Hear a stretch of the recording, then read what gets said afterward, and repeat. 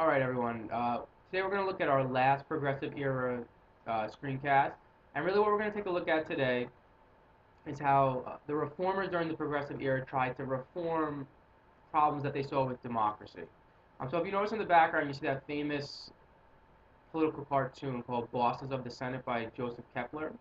Um, and so this whole idea that government is corrupt, that it's no longer working for the people, but it's working for big business interests, this whole Gilded Age concept that uh, government is no longer functioning the way that it's supposed to becomes very prevalent during the progressive era. And not only do they recognize this, but they have this desire to reform their government. So we're going to focus on how they try to reform the political process during the progressive era. And the focus that I want you guys to kind of keep in mind is comparing this to how they try to reform democracy during the Jacksonian era.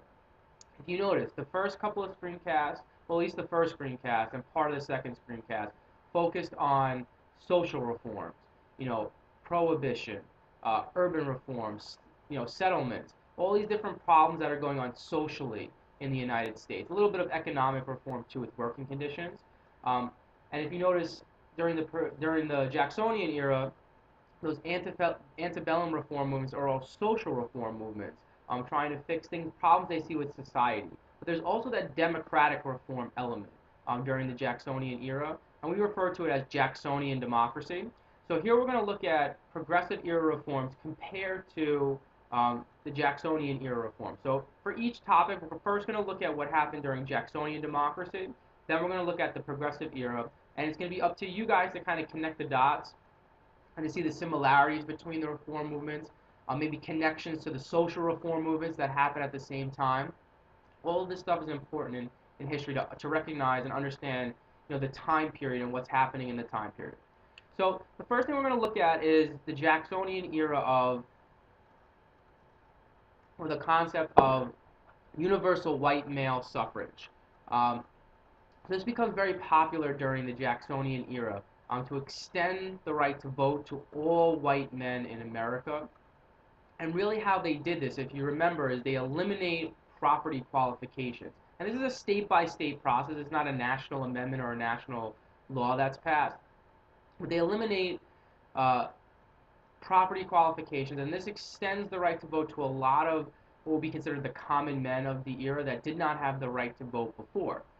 So this is seen as an expansion of American democracy in the era. Now remember, this also came with limitations. This took away the right to vote in certain states from women, took away the right to vote in certain states from free black people. So it did overall extend the electorate, but it also limited it in certain ways. Now you're going to see a similarity in the progressive era. So in our last screencast, we focused a lot on women and the drive for women's suffrage and how they got the right to vote, which is true. So during the era, the 19th Amendment is passed. Women gain the right to vote, in 1920. After a very long struggle, they finally pass the Susan B. Anthony Amendment, and they get the right to vote.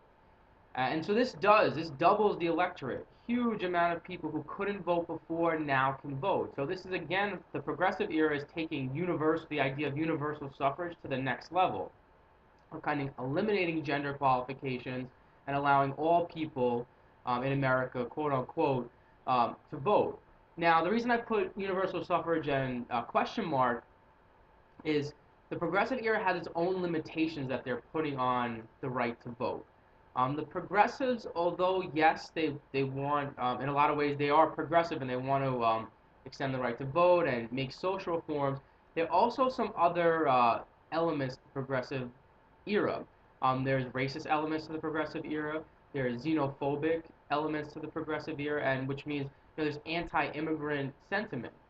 So during this era, 1890 to 1920, um, in the South, let's look region by region. In the South, yes, in some ways they're extending the right to vote, giving women the right to vote, but they're also trying very hard to limit African American votes, and we talked about that.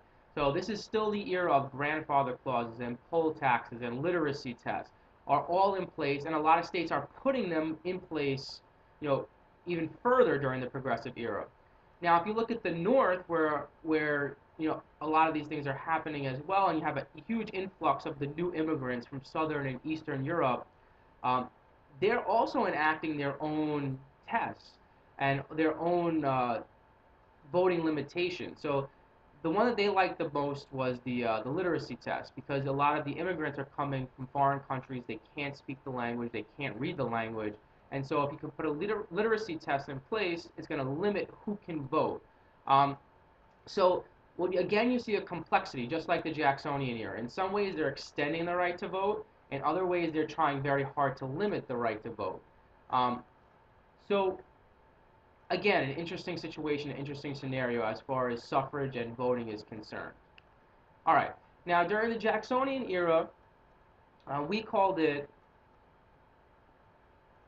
like the era of the common man, and Jackson became like the poster child for the era of the common man because he was, in a lot of ways, the common person, or he tried to portray himself as the common person's president.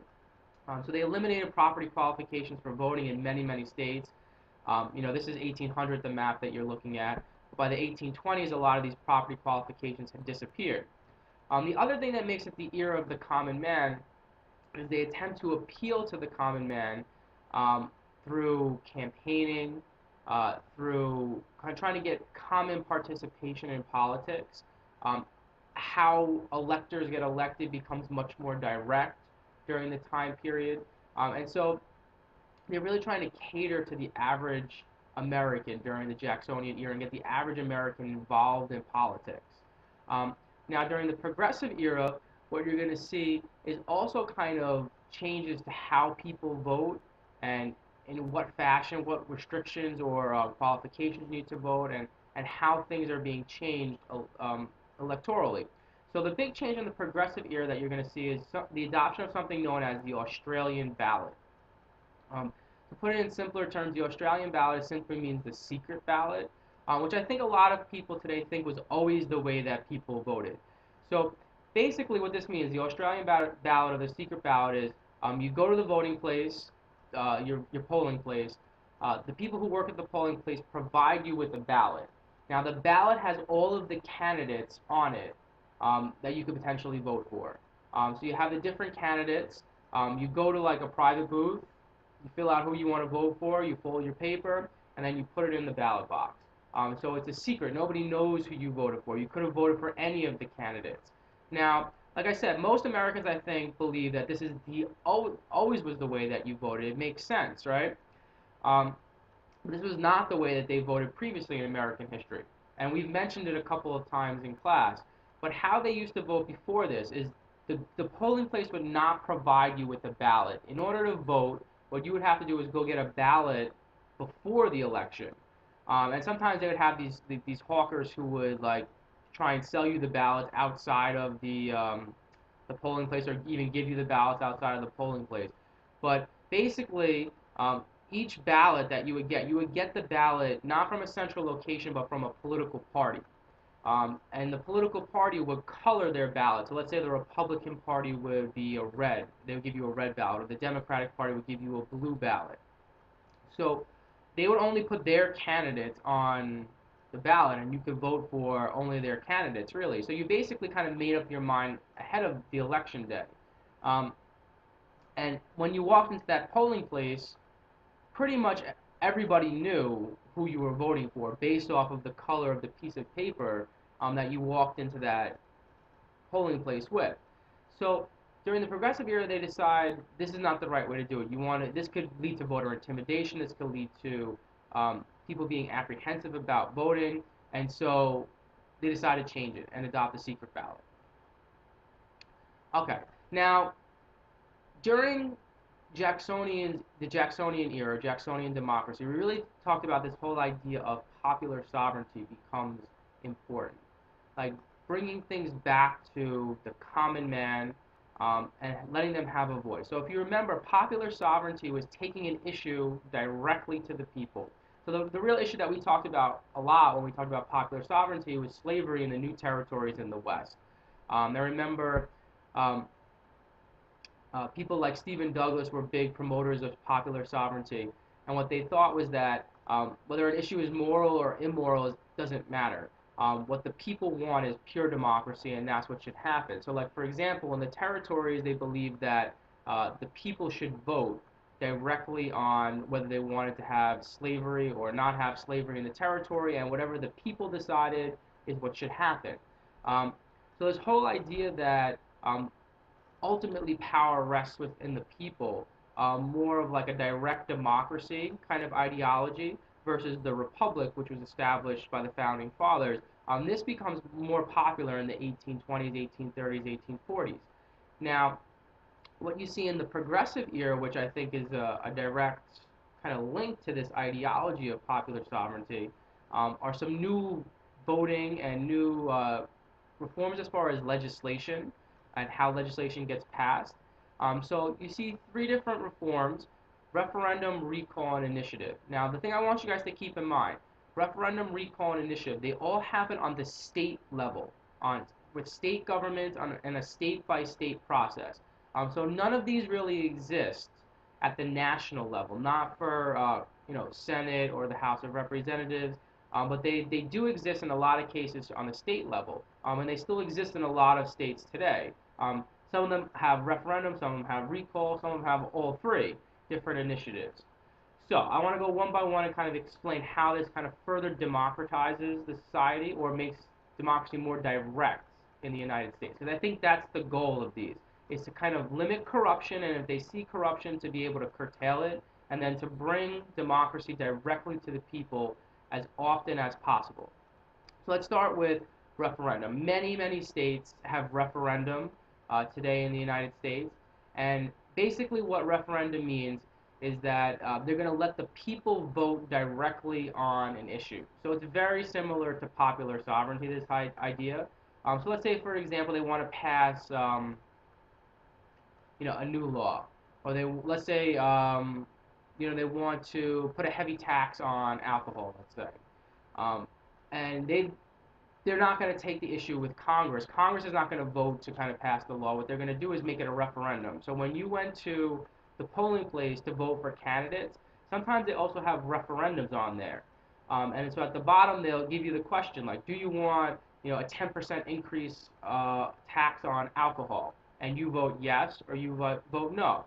Very simple, very straightforward, and basically majority rules, just like in a pure democracy. So whatever the people say is what happens. So there are certain issues sometimes they do take to a direct referendum to the people, where the people choose, and basically that's the people making the law. It's not the legislatures making the law; it's the people.